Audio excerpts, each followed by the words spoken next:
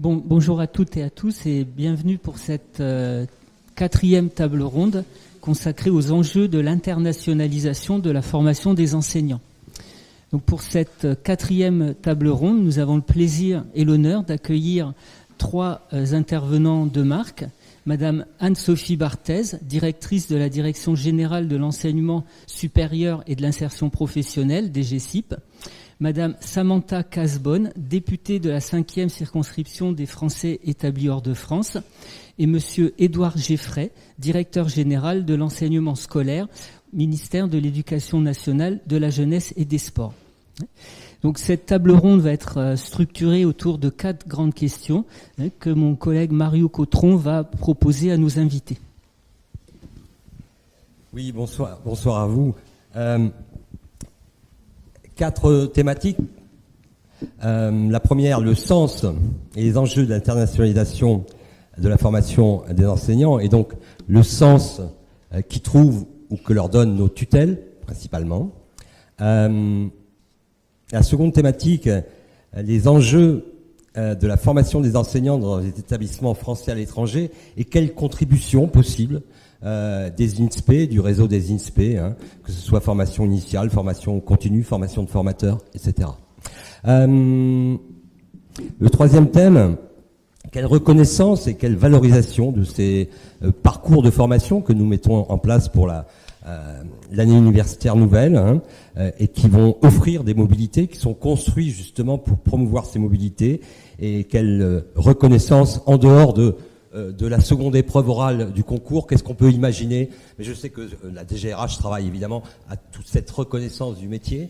Et enfin, et là c'est peut-être plus une question par rapport à notre tutelle de l'enseignement supérieur, quel levier pour promouvoir ces mobilités face à des obstacles organisationnels liés à la spécificité de nos masters, qui sont couplés avec des préparations au concours, etc.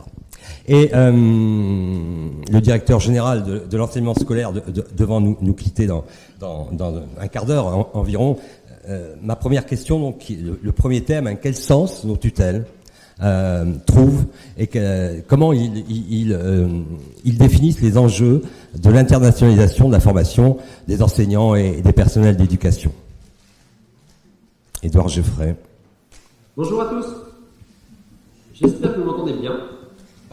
Pardon de ne pas être avec vous physiquement, parce que la journée est un peu chahutée, mais je suis très heureux de vous retrouver et je vous remercie d'avoir pris en plus ce thème dont notamment Mario, mais tous, je pense, ceux qui participent savent à quel point on y attache de l'importance. Alors, moi, pour aller très vite et ne pas prendre trop de temps de parole aux autres, moi j'identifie 5 enjeux autour de cette histoire, de cette internationalisation nécessaire de la formation des professeurs. Le premier enjeu pour moi, c'est d'abord l'enrichissement des pratiques pédagogiques. Enseigner à l'étranger, faire venir aussi des enseignants étrangers en France, c'est partager des pratiques pédagogiques, c'est tester des choses nouvelles, c'est se confronter à d'autres environnements, à d'autres systèmes éducatifs, et c'est donc progresser dans les techniques. Le deuxième aspect, c'est, j'allais dire plutôt à titre cette fois-ci personnel, au niveau des individualités qui s'inscrivent dans ces parcours, c'est le corollaire, c'est-à-dire c'est la capacité de développer des compétences nouvelles, enseigner, interagir dans un environnement différent, multiculturel, etc. C'est évidemment une compétence professionnelle extrêmement importante. Le troisième enjeu, c'est évidemment un enjeu plutôt RH cette fois-ci, c'est-à-dire que c'est l'enrichissement des parcours. Être professeur, c'est une vocation, et souvent une vocation à vie, et c'est très bien. Mais en revanche, cette vocation, elle peut se conjuguer dans des environnements et sur des modalités extrêmement différentes. Et l'international fait partie évidemment de ces étapes possibles d'une carrière qui permettent tout simplement de renouveler son métier, ses conditions d'intervention, etc., tout en restant, j'allais dire, fidèle à une vocation professionnelle initiale. Et puis, les 2 autres enjeux que je distingue, donc, au-delà de ces enjeux, j'allais dire, pédagogiques et puis individuels, ce sont des enjeux, j'allais dire, plus macro, si vous me permettez l'expression. Le premier, par ordre de cercle concentrique, c'est la création d'un véritable espace éducatif européen. Nous avons de plus en plus de contacts avec nos homologues et les réseaux des INSPE sont évidemment particulièrement compétents pour le savoir, avec nos homologues européens autour de cette idée d'Europe de l'éducation. Donc comment est-ce qu'on crée l'Europe de l'éducation qui vient à la fois par des échanges d'élèves, c'est l'Erasmus, mais c'est aussi par des échanges de professeurs. Et Si j'élargis encore le cercle concentrique en termes d'assises territoriales, le dernier enjeu que j'ai pris dans l'internationalisation de la formation comme des métiers du professorat, c'est bien sûr aussi établir une continuité dans le service public de l'enseignement entre le service public d'éducation nationale tel qu'il se déroule en France et l'enseignement français à l'étranger, et notamment le réseau de l'AEFE, dont je pense que Madame la députée Casbonne ne manquera pas de parler. Voilà. Et ce fil rouge, cette continuité, elle est évidemment maintenue par les professeurs et par des professeurs qui, dès leur formation, ont pu être exposés à ces enjeux d'internationalisation et ont pu éventuellement aller à l'étranger pour découvrir une partie de leur métier. Merci beaucoup, monsieur le directeur général. Nous vous proposons maintenant pour la même question de donner la parole à madame la députée Casbonne. Merci. Bonsoir, monsieur le directeur. Bonsoir, madame la directrice. Et merci pour votre accueil et de me donner la parole. Alors, bon, évidemment que je souscris totalement aux propos qui viennent d'être tenus, parce que oui, nous avons tous intérêt à rendre nos personnels de l'éducation, mais je dirais surtout les hommes et les femmes qui souhaitent demain devenir enseignants, à les enrichir de cette expérience de l'étranger. Il est toujours plus facile de partir souvent d'une situation qu'on a vécue, et lorsque moi-même j'étais enseignante, fraîchement partie de ma Charente natale, arrivée en région parisienne, je dois dire qu'il me manquait de nombreux codes. Il me manquait, je dirais, cette expérience finalement de la vie, des cultures aussi qu'on ne connaît pas toujours lorsque on est peu parti de chez soi, ou on a eu des formations en tout cas près de chez soi. Et je dois dire que dès lors où je suis partie à l'étranger dans mes fonctions de chef d'établissement, je ne suis pas revenue la même en France. Et cette richesse, cette nouvelle expérience, je pense qu'aujourd'hui, monsieur le directeur, je pense qu'elle devrait presque même être obligatoire. Alors, c'est vrai qu'on n'est pas un pays qui obligeons, mais je pense qu'il est quand même très important de motiver un maximum de nos personnels à cette expérience. Parce que nous revenons avec une autre vision, d'abord de culture, à laquelle, d'abord, qui nous invite à venir, d'abord, ça c'est une première chose, et puis surtout, nous apprenons aussi à peut-être voir notre éducation d'un autre postulat, celui peut-être qui est plus celui d'un enseignement privé. Alors, nous avons souvent été formés dans des instituts qui nous préparent à l'enseignement public, celui où on connaît les codes puisque nous y avons nous-mêmes été élèves. Mais on ne connaît pas tous le fonctionnement à la fois d'un autre pays, dans sa culture, dans son approche, et puis celui qui fait que nous devenons un enseignant dans ces moments-là qui aussi se questionne, mais se questionne aussi par rapport à ses interlocuteurs. Je prends par exemple les parents d'élèves, mais aussi les élèves qui ont aussi envie de connaître notre expérience, mais aussi qui ont des exigences différentes à celles de la France. Et c'est en cela où je trouve que non seulement l'internationalisation est une excellente idée, mais je pense même qu'elle devrait être encore plus mobilisatrice finalement pour nos étudiants, parce que c'est une richesse sous-estimée. Moi, je ne suis pas revenue en France de la même manière, comme je disais, mais au-delà de ça, je n'aurais pas dirigé un établissement de la même manière, et surtout dans des endroits de France où parfois nous avons une méconnaissance du terrain, parce que nous ne connaissons pas tous les terrains de France, comme tout le monde peut s'en douter, et que ces expériences bien rassurent parce que elles apprennent à connaître l'autre dans sa différence, et puis aussi dans ces codes qui nous échappent, comme je le disais tout à l'heure dans mon propos d'introduction. Donc, moi, souvent, même pour étendre un peu ce regard de l'internationalisation, je disais même, enfin, je dis souvent, vivant moi-même à l'étranger, étant française, comme on dit, de l'étranger, ou établie hors de France, eh bien, je pense que on devrait presque même, dans notre vie de Français, tous partir au moins 6 mois, 1 an, pour nous confronter à d'autres expériences et surtout nous enrichir. Et c'est en cela où moi je remercie vraiment et j'emboîte le pas du MENJ d'avoir favorisé et puis surtout permettre à nos futurs étudiants d'avoir une expérience à l'étranger et puis revenir aussi. Et ça, on le doit au directeur ici, lorsqu'il était directeur des ressources humaines, parce que la France a besoin aussi de ces profils qui se sont confrontés à d'autres expériences. Donc, c'est un échange, je dirais vraiment, de bons procédés entre cet enrichissement personnel, cet enrichissement professionnel, et puis ensuite ce qu'on va redonner à la France à travers ce parcours qui est désormais celui d'un parcours international où on s'enrichit d'une langue, de culture, de différences aussi variées, et on apprend aussi souvent soi-même à prendre conscience de ses propres erreurs que l'on peut commettre et dont on ne prend pas conscience lorsqu'on peut parfois être même sur le sol français. Voilà, donc non seulement je fais la promotion, mais je vais même au-delà, je soutiens à tous les instants possibles cette internationalisation de nos étudiants. Merci Madame la députée pour ces propos qui insistent fort sur l'enrichissement à la fois personnel et professionnel de la confrontation à ce qu'on peut appeler l'altérité et tout l'intérêt qu'il y a à installer cela dans la formation initiale et continue des enseignants. Madame la directrice générale, même question, quels enjeux, quel sens à l'internationalisation de la formation ?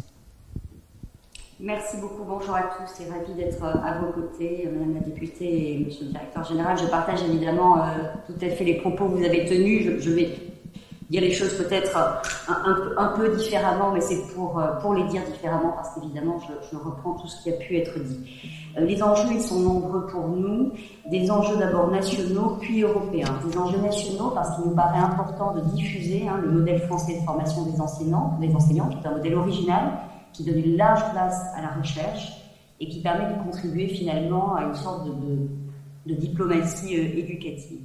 Enjeu national aussi, car il faut évidemment améliorer les compétences linguistiques et culturelles des enseignants dans un contexte social multiculturel, multiethnique, qu'il faut évidemment encourager et apprendre à apprivoiser. Enjeu national encore, dans la mesure où il convient d'augmenter le potentiel pédagogique et d'innovation des enseignants, notamment dans le domaine du numérique, et qu'évidemment une expérience à l'international permet de confronter des pratiques et de gagner en expérience. Et enfin, bien sûr, enjeu national, parce que cette expérience internationale peut permettre de renforcer l'attractivité du métier. Au-delà de ces enjeux, on pense également à des enjeux européens. Dans son discours à la Sorbonne, le président de la République, en septembre 2017, avait appelé de ses vœux, avait mis en avant un espace européen de l'éducation. Et donc l'internationalisation des formations et la valorisation de la mobilité apparaît, ce point de vue, comme une priorité, tant du MENJS que du MESRI, afin de permettre d'avoir des réponses collectives aux défis contemporains en matière d'éducation. Je pense à la lutte contre les inégalités, contre les discriminations. C'est aussi une manière de pouvoir construire des ressources partagées, par exemple avec une plateforme comme celle qui existe d'INSPE.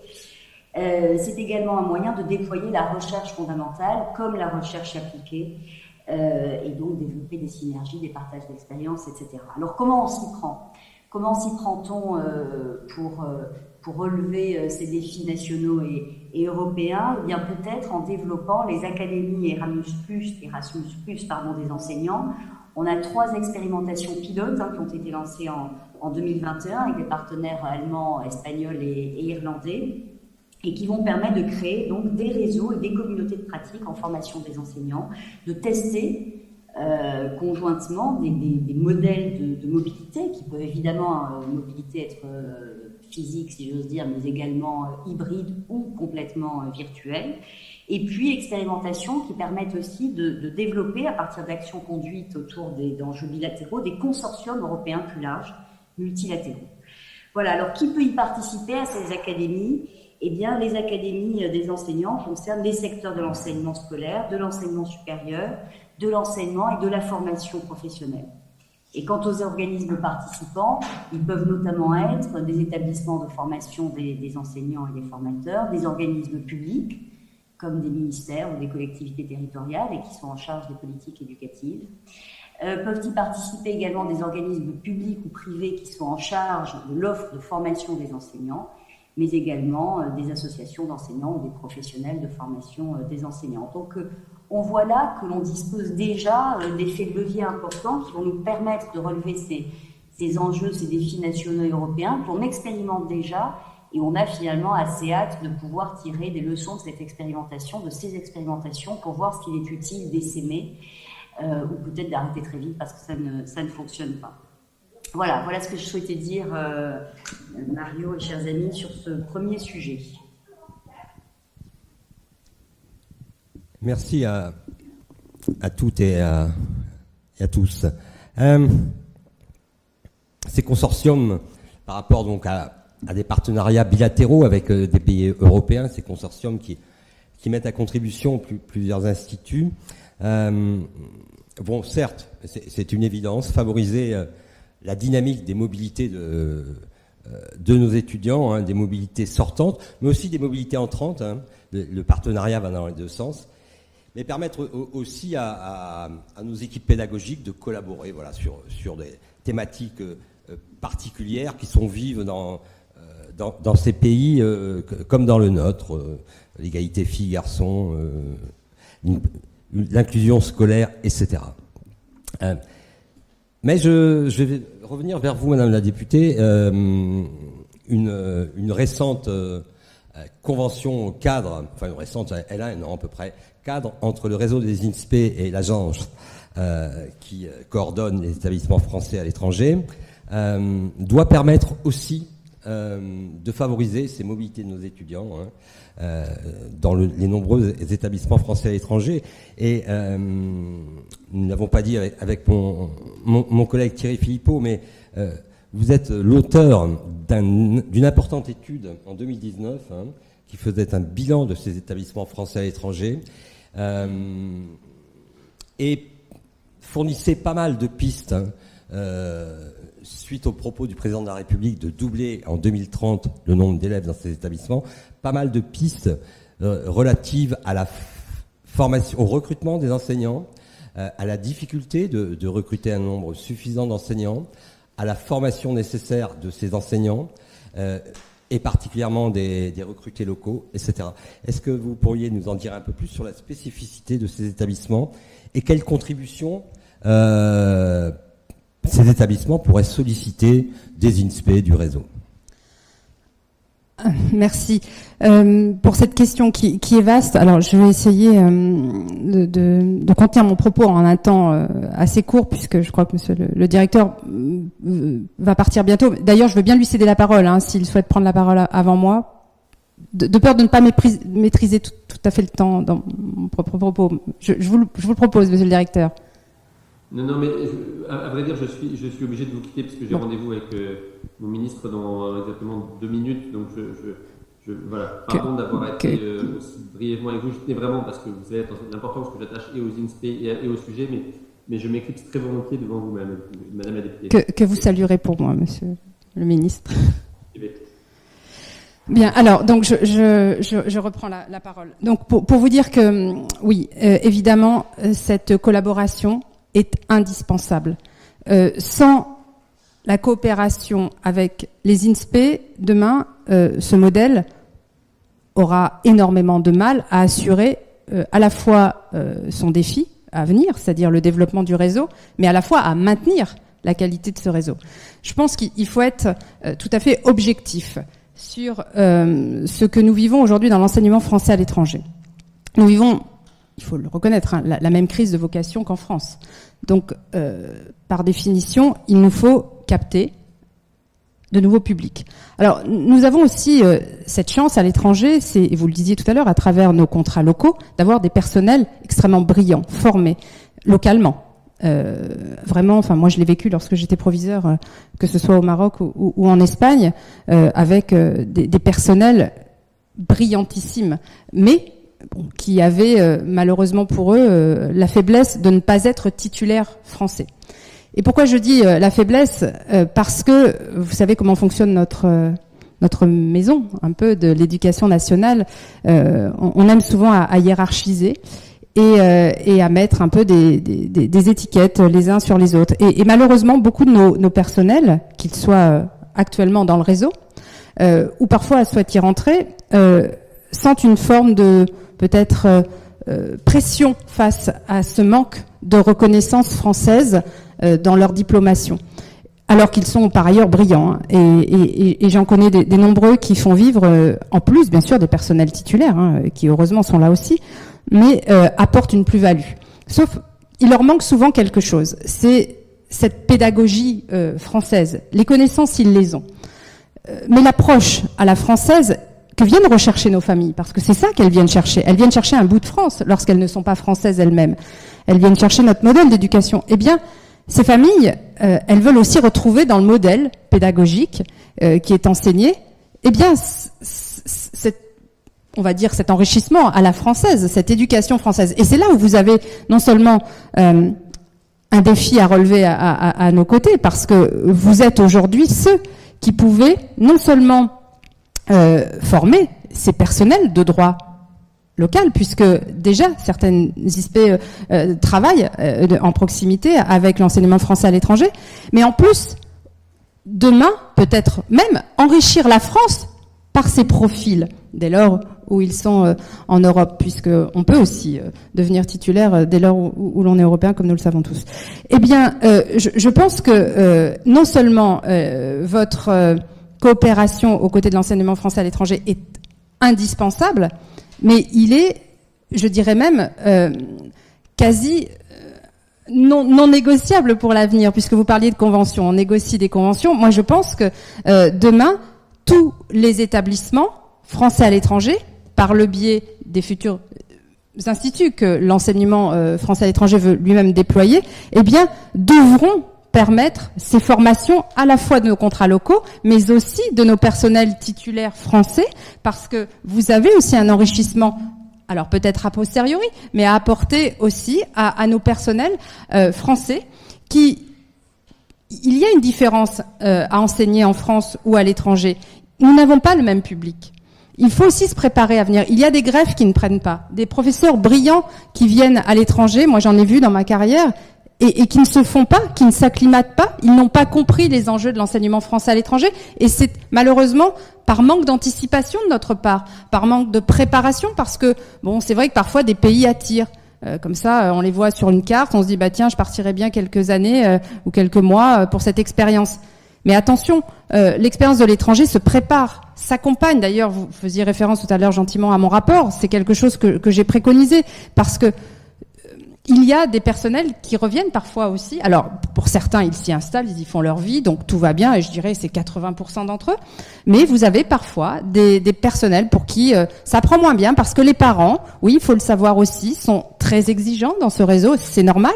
Ils engagent l'avenir de leurs enfants, ils payent souvent très cher des frais de scolarité, donc ils ont des degrés d'exigence importants et forts. Et ça se prépare. Il faut préparer nos personnels à cet accueil dans ces lycées français, parce que une fois qu'ils arrivent, c'est le 1er septembre. Au mieux, ils font une pré-rentrée de quelques jours, mais ils doivent être opérationnels tout de suite. Et ce milieu-là peut être déstabilisant. Donc il y a une préparation en amont à faire de votre côté, mais il y a et avec nos exigences, c'est-à-dire celles d'un réseau. Et puis il y a également, je dirais, cet accompagnement au local à permettre, mais surtout. Là encore, je le redis, hein, parce que moi j'en mesure l'importance étant et à la fois maman d'élève et à la fois personnel de direction, mais aussi là pour le coup parlementaire. Et si nous voulons répondre aux enjeux fixés par le président, c'est incontournable, c'est indispensable. Je ne peux pas le dire mieux que cela. Ces partenariats demain sont plus que nécessaires. C'est voilà absolument indispensable. Je peux continuer, mais je vais d'abord céder la parole pour pas non plus la mobiliser de trop. Ou la monopoliser, pardon. Merci Madame la députée, Madame la directrice générale, donc sur cette question de la contribution des INSPE à cette formation des enseignants dans les établissements français à l'étranger. Oui, alors je serai beaucoup plus rapide et beaucoup moins experte, en tout cas, et beaucoup moins connaisseuse que Madame la députée sur ce sujet-là. Donc simplement quelques mots, et je suis prête à défendre avec autant de vigueur et de passion qu'elle l'a fait ce sujet-là, qui est évidemment la vraie bonne idée, pour le dire de cette manière-là, sont des vrais partenariats gagnant-gagnant. Donc nous, évidemment, dans le cadre de la réforme de la formation initiale des enseignants, la possibilité qui a été introduite pour les étudiants inscrits en Master MEF d'obtenir un certificat d'aptitude à participer à l'enseignement français à l'étranger est une excellente nouvelle. La vraie bonne idée, comme je le disais il y a un instant, et cela permet de relever finalement deux enjeux. Le premier, Madame la députée l'a parfaitement dit, celui de développer et renforcer le réseau de l'AEFE en doublant le nombre d'élèves, afin de contribuer au développement évidemment de la langue française, de valoriser l'enseignement français à l'étranger, c'est pour en devenir une sorte de vitrine, mais aussi de garantir évidemment le plurilinguisme des élèves, autant d'éléments qui constituent bien sûr des effets de levier, des leviers puissants pour le développement de la France dans le monde. Donc voilà pour un premier enjeu. Et pour un deuxième, évidemment, une phrase... Cette idée-là permet de renforcer l'ouverture européenne et internationale dans la formation initiale des enseignants. Donc cela va faciliter la mobilité en première année de Master MEF et encourager la mobilité de l'ensemble des étudiants et des fonctionnaires stagiaires. Donc donc on ne peut qu'encourager cette piste-là, cette nouvelle certification d'aptitude à participer à l'enseignement du français à l'étranger. Voilà, je ne serai pas plus longue parce que, sincèrement, tout a été très bien dit et dit de manière beaucoup plus concrète que ce que je dis là. Et j'ajouterais juste une chose, si vous me permettez, c'est aussi de sécuriser. Je pense qu'aujourd'hui, si je fais un sondage, et on le fait régulièrement auprès de nos familles sont celles qui viennent chercher notre modèle d'enseignement et qu'il faut continuer à convaincre pendant 15 années, parce qu'ils nous déposent leurs enfants en petite section, ils les reprennent entre guillemets, quand ils nous font confiance sur tout le chemin, en terminale, il faut sécuriser. Sécuriser vraiment par la qualité de notre enseignement. Parce que, ça a été dit à plusieurs reprises tout à l'heure sur l'atelier précédent, les familles comparent avec d'autres formes de modèles, modèles anglo-saxons, chinois, turcs, on n'en parle pas, mais ils sont extrêmement concurrents aussi. Alors, notre dimension, notre échelle, mais ce sont nos concurrents aussi. Et nous devons rester convaincants parce que tout à l'heure on parlait d'élitisme. Alors, on va pas se le cacher, oui, il y a une forme d'élitisme dans l'enseignement français à l'étranger. Heureusement que nous avons aussi, pour atténuer tout cela et gagner en mixité, nos bourses françaises, qui font aussi notre particularité, et la particularité de ce réseau. Donc la mixité est bien présente, mais au-delà de cela, il faut vraiment penser que la formation des personnels, la qualité pédagogique, c'est ce qui fait aujourd'hui notre différence et notre plus-value. Nos valeurs, certes, notre esprit critique, tout ça, c'est recherché par nos familles, mais c'est avant tout la qualité. Et il faut bien que vous entendiez aussi une chose. Aujourd'hui, l'enseignement français à l'étranger coûte de plus en plus cher. Et pourtant, on dit, oui, mais on a des professeurs qui sont de moins en moins titularisés parce que les vocations étant ce qu'elles sont, c'est de plus en plus difficile aussi d'avoir des professeurs qui partent à l'étranger. Mais au-delà de ça, les familles qui ont les moyens de s'offrir cet enseignement français à l'étranger, eh bien, elles, ce qu'elles veulent, c'est avant tout cet enseignement qui va permettre à leurs enfants d'avoir et d'atteindre les meilleures universités. Donc le coût, parfois, elles sont presque prêtes à le mettre vers un autre modèle d'éducation, parce que on pourrait devenir moins convaincant.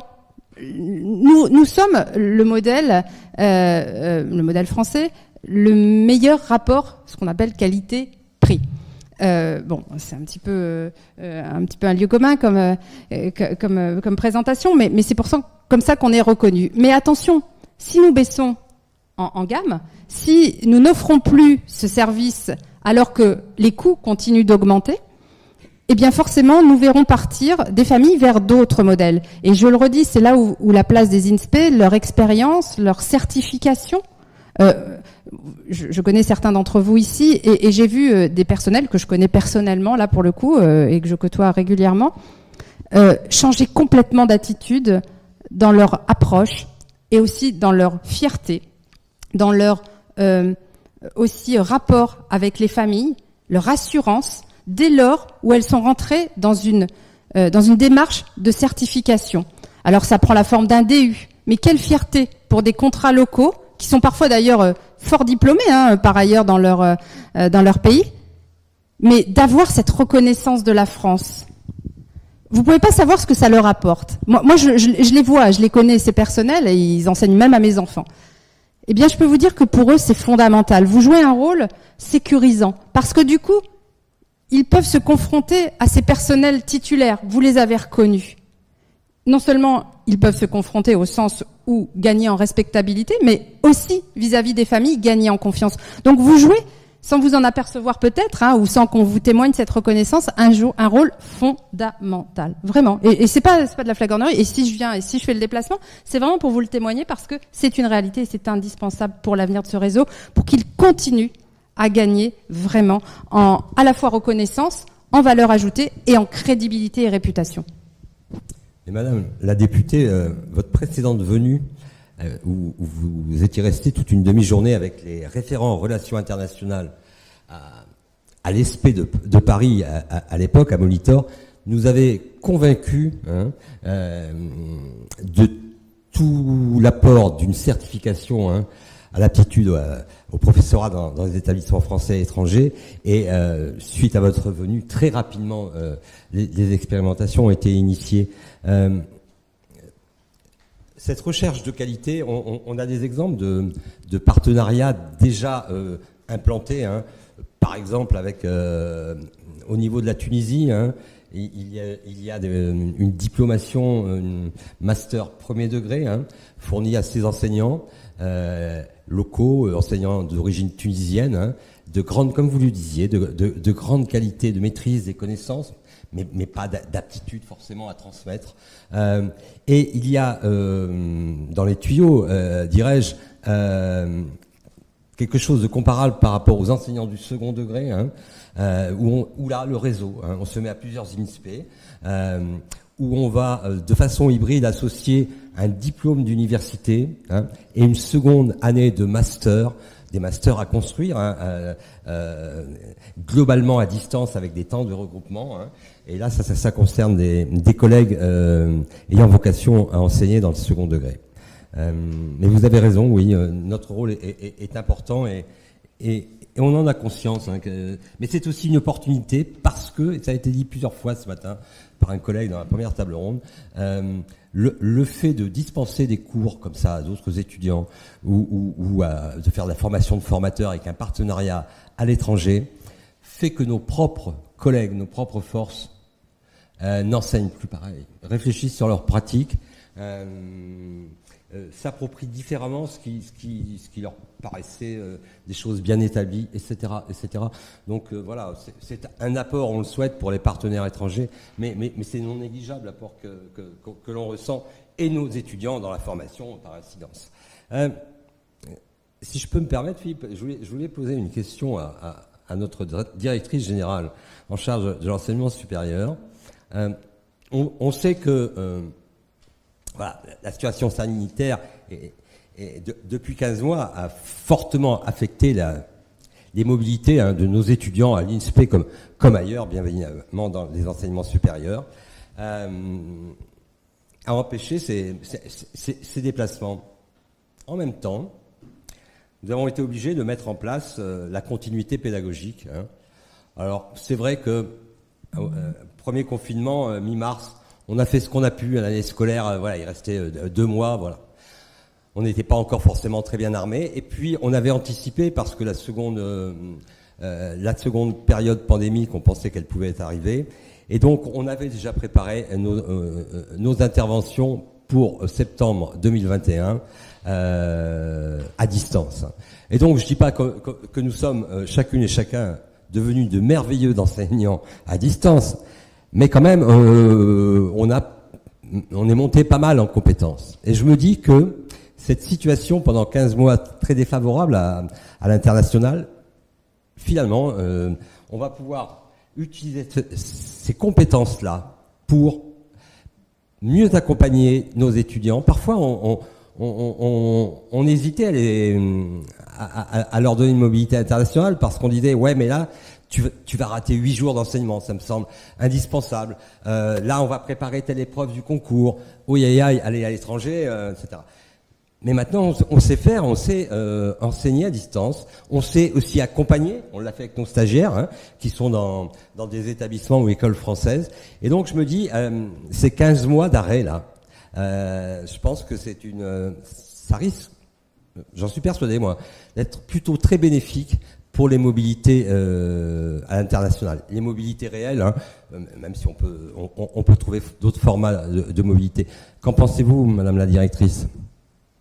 Merci Mario, je partage entièrement ce que vous venez de dire. La réactivité, l'adaptabilité de la communauté enseignante-chercheuse a été remarquable, comme dans l'enseignement scolaire bien sûr aussi. Et il y a aujourd'hui à la fois une volonté de certains de ne plus jamais en entendre parler et de beaucoup d'autres de réfléchir à ce que vous dites. Alors souvent la réflexion elle s'incarne dans un enseignement dispensé en France dans un établissement, mais de plus en plus je l'entends en matière de mobilité internationale et j'entends de plus en plus d'enseignants dire exactement ce que vous dites, c'est-à-dire on va penser autrement ces mobilités, on va davantage les accompagner et on va davantage imaginer l'hybride, voir du virtuel, enfin il y a un champ de possibles qui s'ouvre et à partir du moment, nous, comme je dis souvent, notre boulot, c'est de mettre les établissements et les équipes pédagogiques en capacité d'enseigner comme elles le souhaitent et comme elles le jugent bon pour leurs étudiants. Il n'est absolument jamais question d'imposer le distanciel. Le distanciel et le numérique, il ne marchera que s'il est choisi et non pas subi. Et je dirais même qu'il ne marchera que s'il vient en plus du présentiel et non à la place du présentiel. Il y a toujours cette crainte de la part des équipes enseignantes que petit à petit, le distanciel remplace le présentiel. En réalité, non. Le distanciel doit l'enrichir. C'est ce que vous dites, Mario, c'est-à-dire une mobilité, on rate 8 jours de cours, eh bien, ça n'a aucune importance parce que on va rater ces 8 jours de cours qui se déroulent en présentiel devant le reste de la promo, mais tout en partant, on pourra les suivre à distance. Donc, je crois beaucoup à ça. Les demandes de mobilité internationale, elles n'ont pas chuté, y compris d'ailleurs durant la crise sanitaire. Donc, on voit bien cet appétit de mobilité qui demeure. Et on voit bien aussi, quand on discute avec les équipes, combien, comme vous le dites, cette notion de mobilité et d'accompagnement de la mobilité prend une toute autre coloration. Voilà, donc je partage tout à fait, Mario, ce que vous venez de dire. Vous me permettez d'apporter un témoignage qui va dans le sens de ce que vous venez de décrire, mais qui complète aussi une situation, finalement, je pense qu'on ne se serait jamais autorisé. Vous voyez, moi j'ai une circonscription qui fait 4 pays. Et souvent on nous dit vous êtes jamais là où il faut ou au bon moment parce que on peut pas être partout à la fois par définition. Et ce que nous a permis justement à tous, c'est d'être partout à la fois à travers un écran et sans partir de chez soi même. Et même souvent d'être encore plus efficace. Et ce que je veux vous témoigner, c'est d'avoir vu aussi des professeurs rassurés par cette petite caméra qui rentrent maintenant dans leur classe lorsqu'ils sont en formation en distanciel, justement. Qui est là, ils sont professeurs d'école maternelle, primaire, avec un formateur bienveillant, disponible d'un coin comme ça du monde ou en France, et qui les rassure, parce que il les observe de manière bienveillante, avec un accord évidemment des deux, mais du coup, parce que cette présence n'était plus possible un temps, mais cette caméra n'est plus perçue comme l'œil de Moscou qui vient observer, mais au contraire comme un outil de bienveillance qui accompagne. C'était pas le cas avant. Il y avait une intrusion. C'était même presque choquant de venir observer. Là, on a gagné en accompagnement, en changement aussi de mentalité. Et je dois dire qu'on a fait un pas de géant les uns et les autres. Alors attention, effectivement, à ne pas se priver désormais de la présence humaine. On y perdrait tout autant que nous y gagnons. Mais pour certains, ça a été vécu comme un apaisement d'avoir cette petite caméra. C'est-à-dire, vous ne pouvez pas venir, mais vous êtes là finalement encore plus souvent avec moi. Des gestes professionnels, vous les voyez de la même manière. Et ça me rassure, voilà. Et je peux couper de temps en temps ma caméra quand je veux plus être observée ou parce que, voilà. Donc c'est un bienfait aussi quelque part. Je voulais témoigner de cet exemple-là parce que comme quoi les formations à distance peuvent aussi, aujourd'hui trouver une nouvelle porte d'entrée dans nos classes aussi et à l'étranger, ça a été très bienvenu. Voilà, et très bien accueilli dans les expériences en tout cas que j'ai pu avoir autour de moi. Merci Madame la députée. Vous disiez, Madame la directrice, vous parliez d'un appétit pour les mobilités. Il en était beaucoup question dans les tables rondes ce matin, et on voit se construire, et Madame la députée insistait aussi sur cela, des parcours de mobilité avec des temps plus ou moins longs. Et la question qui se pose est celle, vous l'avez un peu abordée avec le Cap-et-Feu, de la reconnaissance de ces parcours de formation qui comptent des mobilités, ces parcours aussi au moment du retour, comment mieux reconnaître peut-être, comment mieux valoriser dans ces parcours professionnels la mobilité à l'étranger. Bon, alors, Madame la directrice, vous souhaitez commencer ? Bon. Alors, je vais ouvrir le bal et ce sera peut-être là mon propos le moins flatteur. Parce que je pense que nous avons d'énormes progrès à faire, vraiment. Mais à la fois, on connaît tellement bien aussi le fonctionnement de nos maisons d'éducation nationale que c'est presque pas étonnant. Vous savez, lorsqu'on part à l'étranger, on s'enrichit, comme on l'a tous dit, reconnu, et pareil, quand on vient de France et qu'on vient à l'étranger, on apporte aussi une expérience qui est parfois rafraîchissante. Mais on s'aperçoit que lorsqu'on est allé s'enrichir de ces expériences et qu'on rentre, même parfois avec vos formations en complément, avec vos certifications, eh bien, on est perçu par la France comme ceux qui sont allés profiter soit des palmiers, soit... alors, moi, dans ma carrière, je suis partie au Maroc et en Espagne. Alors, bon, je dis pas comme... on m'a vu comme étant quelqu'un qui allait se la couler douce quelque part. Pas du tout. C'était pas du tout le cas. C'est même beaucoup plus exigeant que parfois dans certaines situations en France. Mais au-delà de ça, quand on rentre, il n'y a pas, ni pour les personnels de direction, ni pour les enseignants, ce que j'appelle, moi, une bienveillance particulière. Pas plus, attention, parce que je pense qu'il est bien plus difficile, et je le reconnais, mais sans l'ombre d'un doute, d'enseigner aujourd'hui dans beaucoup d'endroits de France que à l'étranger. Ça, c'est clair. Mais le fait de ne pas reconnaître toujours à sa juste valeur cette expérience est un vrai frein, parfois, au départ. Oui, parce que quand on part, on a une famille, souvent on sacrifie le poste de son conjoint, on emmène ses enfants, on part pour 6 années maintenant, et puis quand on revient, quand on a gagné ses points, vous savez, quand on les a bien comptés pendant des années pour avoir enfin le poste qu'on l'on souhaite, et puis on vous dit « Ah, ça y est, c'est là où on vous propose un poste à l'étranger ». On réfléchit à plusieurs fois parce qu'on se dit « Oui, mais si je reviens et que je repars à la case départ parce que j'ai perdu tous mes points ». Bon, donc moi ce que je promeus, c'est vraiment des postes à profil. Attention, là encore, je le dis, pas de priorité, juste au même niveau que d'autres qui ont aussi ces profils-là. Mais quand on est un prof de maths qui avons appris l'anglais ou l'espagnol ou l'arabe ou on a forcément une plus-value. On a aussi un enrichissement à partager et cela n'est pas encore suffisamment reconnu. Moi, je garde beaucoup de contacts avec des personnels qui me disent, mais voilà, souvent on se sent même inversement, jugé, mal jugé, pour pas dire, même parfois mis un peu à l'écart dans nos salles des professeurs ou par d'autres canaux, je dirais, hiérarchiques. Parce que on nous connaît pas en fait, on comprend pas la plus-value, on voit juste en nous, entre guillemets, des expatriés qui ont peut-être bénéficié de quelques avantages. Et là encore, on pourrait lever beaucoup peut-être de fausses idées sur le sujet. Mais en tout cas, c'est comme ça qu'on est perçu. Donc, je crois qu'il y a un vrai travail à faire. Alors, je sais que le ministère aujourd'hui se penche beaucoup sur cette question. J'en ai parlé très récemment avec le directeur des ressources humaines, que je remercie d'ailleurs, parce qu'il va mettre en place des groupes de travail aussi.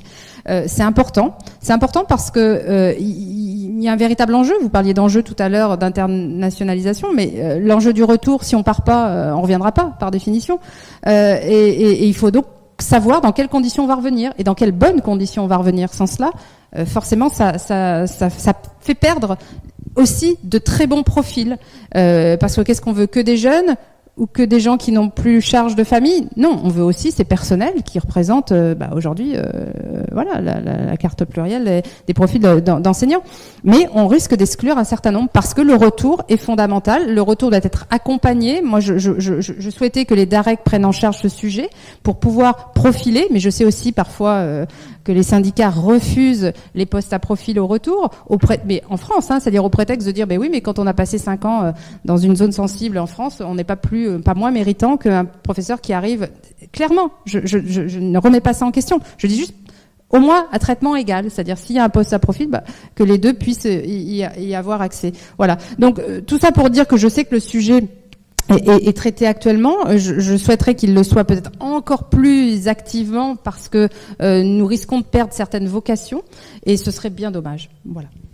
Merci. Et je voulais, avant de donner la parole à Madame la directrice, poser aussi la question du point de vue des étudiants parce que, et Mario en parlait, on sait combien pour nos étudiants c'est coûteux de faire ces mobilités, coûteux financièrement, coûteux en temps, prise de risque. Et je dirais comment peut-être mieux le reconnaître au niveau de leur diplôme, au niveau peut-être des concours, comment valoriser ces mobilités.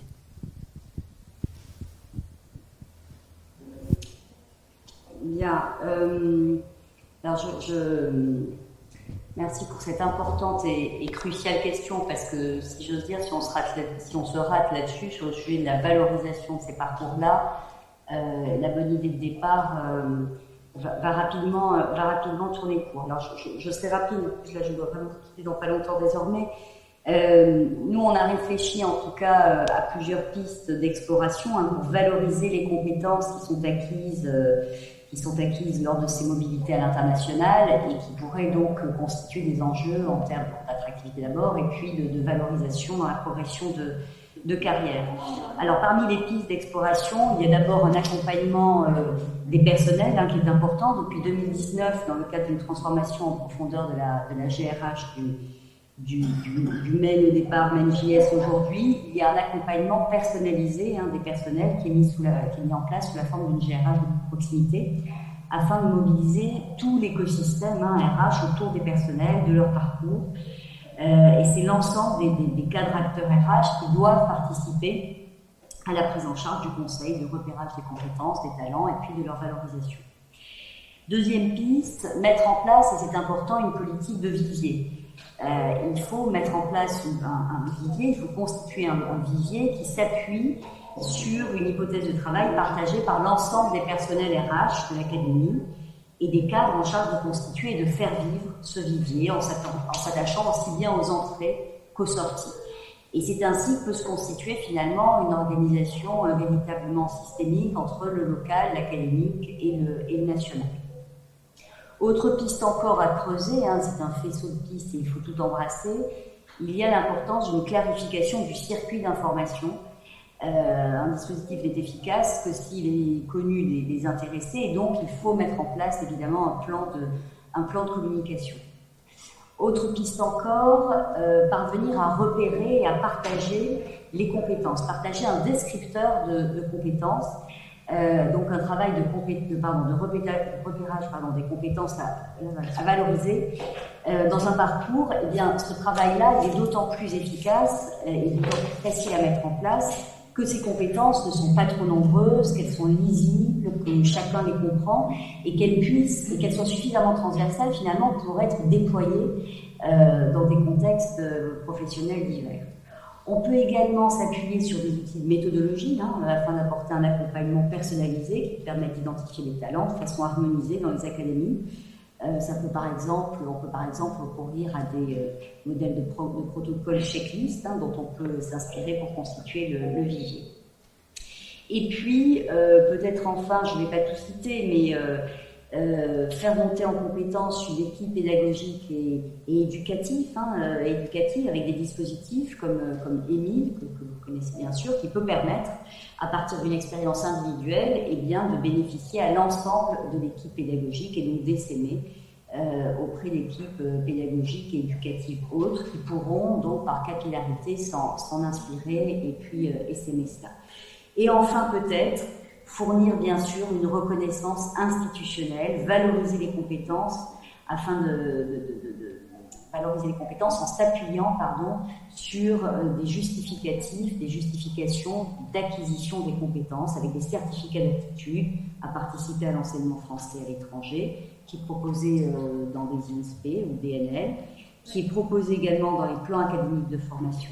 On peut également songer, je crois qu'on en disait un mot tout à l'heure, on peut également songer à des diplômes d'université, à des diplômes universitaires, DU ou DIU, qui peuvent être acquis dans certains ISP, en partenariat avec des universités étrangères.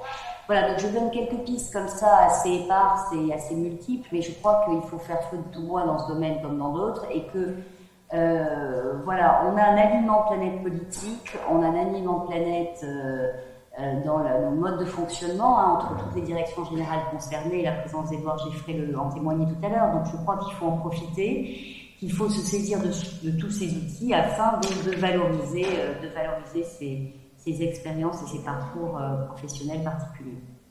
Voilà, et je vais devoir malheureusement, donc là en revanche, vous quitter. Je n'ai pas dit tout ce que je souhaitais dire, mais évidemment, si les équipes sont là, si mes équipes sont là, elles peuvent évidemment poursuivre en mon nom les discussions.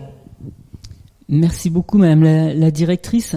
Et peut-être pour aborder un dernier point de cette table ronde, revenons sur même si cela a déjà été un peu évoqué, sur la question des leviers pour promouvoir ces mobilités. Alors on a parlé des Teachers Academy, mais on sait aussi combien les freins sont parfois psychologiques, la crainte de partir, etc. Donc comment pourrions-nous agir pour essayer là aussi de lever ces obstacles? Alors, bon, j'ai pas de formule tout à fait magique pour lever les obstacles. Par contre, on peut tout de même, je pense, peut-être encore mieux communiquer sur les atouts du réseau. Si on souhaite partir à l'étranger, là je parle dans le réseau, on peut partir à l'étranger en dehors du réseau par d'autres dispositifs évidemment. Mais si je parle de ce que je connais le mieux, à savoir le réseau, je crois que si je prends ma propre expérience, lorsque je suis partie à l'étranger, j'avais pas toujours toutes les réponses, comme vous l'avez dit tout à l'heure, qui pouvaient me rassurer. Donc j'ai pris ma part de risque. Je crois qu'en communiquant mieux, on peut réduire cette part de risque déjà, et puis surtout sécuriser aussi l'aspect plus personnel, parce que on peut chercher une belle expérience professionnelle, mais comme je vous l'ai indiqué tout à l'heure, on part parfois seul, mais on part pas toujours seul. Qu'est-ce qu'on va faire de ses enfants? Comment le conjoint peut-il s'adapter? Donc il y a toutes ces problématiques-là qui méritent aussi d'être accompagnées, qui ne le sont pas toujours suffisamment, puisque c'est des témoignages qui viennent conforter malheureusement ce constat. Donc je crois que là encore, nous sommes bons une fois que nous avons aussi amené à nous un certain nombre de personnels qui parfois ne veulent même pas quitter le réseau et vont même, alors c'est pas une fierté du tout, c'est simplement un constat là aussi, parfois vont même jusqu'à démissionner pour rester dans ce réseau parce que vous savez que les disponibilités ou les détachements on les obtient pas toujours. Donc bon, ça c'est un état de fait. Mais pour les faire venir, je pense qu'on a encore des progrès à faire, mais là ça vient surtout du réseau lui-même, de la communication, je dirais, plus que du réseau lui-même, c'est-à-dire cette manière parfois dont on ne crée pas peut-être les passerelles entre académies, alors que ça devrait être peut-être plus fluide, et du coup c'est la méfiance qui s'installe. Moi je me souviens lorsque je faisais ma mission d'avoir rencontré différents recteurs qui me disaient oui vous êtes bien gentil réseau d'enseignement français à l'étranger, mais vous vous rappelez à nous quand vous avez besoin de profs et vous nous tordez le bras pour faire partir des profs dont parfois on manque aussi. Donc vous voyez, il y avait cette méfiance qui fait que est-ce qu'il y a-t-il un atout pour eux à valoriser pour faire partir et revenir? La difficulté de ce réseau, c'est que souvent quand ils captent, ils gardent. Donc moi je peux comprendre après la méfiance aussi des recteurs qui disent oui mais moi mon plafond d'emploi il est ce qu'il est, si vous me prenez des profs en détachement ou en dispo, je vais pas forcément les récupérer. Donc il y a ce petit peut-être frein à lever, parce que là dernièrement, comme cela a été dit, le directeur, qui était à l'époque directeur des ressources humaines, Édouard Geffray, a mis en place la mobilité à 6 ans, donc ce qui permet un retour, donc ce qui est rassurant pour les académies. Mais maintenant, que les académies sont rassurées sur le fait qu'elles auront toujours un nombre de titulaires égal et qui viendront qui reviendront en France, eh bien, il est aussi important de mieux communiquer sur cet accompagnement du réseau une fois sur place, la richesse aussi, et puis on en parlait à l'instant, toujours rassurer sur le retour, parce que pour partir, il faut savoir qu'on reviendra dans de bonnes conditions. Donc c'est un tout, ça se travaille, ça prend du temps. Vous savez que le changement en France, on n'est pas toujours aussi peut-être rapide qu'on le souhaiterait tous. Nos mentalités n'avancent peut-être pas aussi vite que nous le souhaiterions.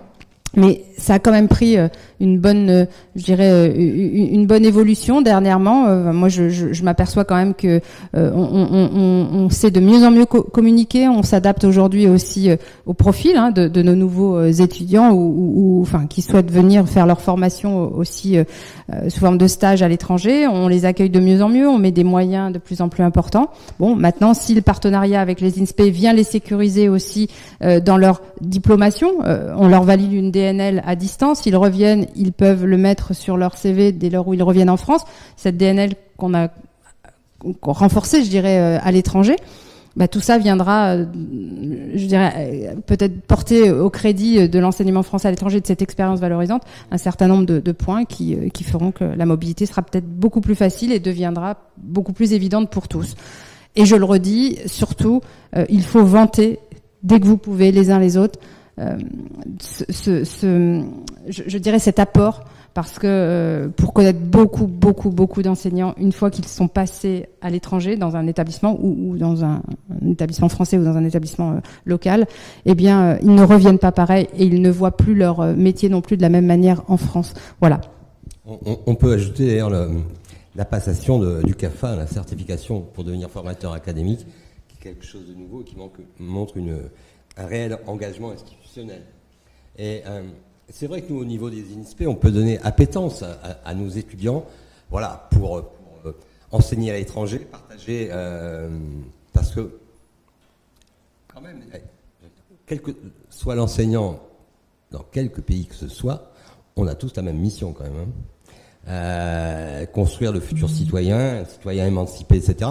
Et donc, même si on a des pratiques spécifiques, et je suis pas certain qu'il y ait une pratique unique à promouvoir, de transmission, etc., mais on a le même rôle. Et donc, il existe pour moi une communauté internationale de l'enseignant. Et on devrait s'en rendre compte. Donc, on peut donner l'appétence de ça, mais le problème, et vous l'avez dit, c'est un problème de RH après. Et c'est vrai, moi je vois les relations au niveau de mon académie, mais mes homologues auraient le même discours. On prend soin maintenant de se poser la question comment préparer ces mobilités pour l'enseignant en poste, comment l'accompagner quand il est là-bas et comment aussi préparer le retour. Et c'est vrai que si on ne se pose pas ces trois questions, on peut avoir la meilleure volonté politique, on n'atteindra pas le but. Je crois que c'est dans les faits, la DRH s'est emparée de ce problème. Vous avez totalement raison. Et vous voyez là, je vais me permettre juste une petite promotion parce que nous avons lancé avec mon équipe un outil qui verra le jour au mois de septembre, qui est un outil, une plateforme numérique collaborative sur l'enseignement français à l'étranger. Parce que tout à l'heure, vous évoquiez le fait que nous avons beaucoup de personnels qui ont côtoyé ce réseau, qui sont partis ou qui voudraient y entrer, avec toutes les questions qu'on se pose tous. Et mon expérience de mes 4 années, plus celle de ce réseau en tant que chef d'établissement, vu me confronter à des milliers de questions auxquelles parfois je réponds laborieusement pour convaincre. Mais je me dis, mais il manque cet outil. Donc nous avons décidé de mettre en place cet outil qui s'adressera à tous ceux qui s'interrogent sur l'enseignement français à l'étranger, mais qui a aussi vocation à devenir collaboratif. Collaboratif au sens où on a tous des expériences, un vécu. Et vous voyez, j'aime bien prendre cet exemple. Il y a les anciens du réseau qui aujourd'hui ont du mal à se retrouver. Alors bon, les anciens élèves, ça va à peu près parce qu'ils ont une fédération, mais bon, on est anciens du réseau AEFE, MLF, un tel. Mais l'EFE, l'enseignement français à l'étranger, on n'a pas. Et on a des anciens parents, des anciens personnels. Qu'est-ce qu'ils deviennent ? Et pourtant, ils ont envie parfois de parler à nouveau. Vous savez, si vous saviez, aujourd'hui parmi les membres du gouvernement, le nombre d'anciens de ce réseau. Vous seriez sidérés. Beaucoup de personnalités du monde politique, éducatif, enfin bref, du monde des chercheurs, du monde des artistes et autres, de la culture, sont passés par l'enseignement français à l'étranger. Mais on ne le sait pas. On a cette faiblesse en France que n'ont pas les anglo-saxons, c'est aussi d'être reconnaissant à notre réseau et de le faire vivre après nous. Et ça, c'est quelque chose qui manque. Et cette plateforme, on espère en tout cas qu'elle accrochera aussi tous ces anciens pour ce partage d'expérience et pour apprendre aussi à la fois à aller de l'avant, peut-être à éviter tout ce qu'on aurait dû éviter par les expériences des autres. Donc l'idée, c'est vraiment de réunir à travers une plateforme des parents d'élèves, des personnels, évidemment aussi des élèves, et puis tous ces anciens et ces institutions aussi qui ont besoin de savoir comment les uns et les autres aussi se questionnent sur ce réseau et trouvent eux-mêmes des réponses. Donc voilà, cette communauté, elle existe. On va essayer, je ne vais pas dire qu'on va réussir, mais enfin on va essayer de la réunir à travers cette plateforme qui s'appellera, et je le dis, Réflexe, et que vous trouverez en ligne à la rentrée. Réflexe pour réseau d'enseignement pour français, et ensuite Réflexe pour que vous ayez tous le réflexe et vous en souvenir facilement. Voilà. Non, je crois que c'était une excellente conclusion, ça. Voilà, et on souhaite. Je vois toute l'utilité de ce type de plateforme, de cet outil-là, ouais, totalement. Oui. Et voilà, un outil collaboratif qui peut avoir une certaine utilité, totalement. Eh bien, ravi de votre présence à cette table ronde. On voit que vous êtes la spécialiste des établissements français à l'étranger. Si, totalement. Et voilà, nous avons encore beaucoup appris de vos propos et de votre réflexion sur ces établissements et du rôle de chacun, des académies, des INSPE pour promouvoir l'enseignement français à l'étranger dans de bonnes conditions pour nos enseignants et dans de bonnes conditions pour les élèves qui y sont formés aussi. Et tout est lié.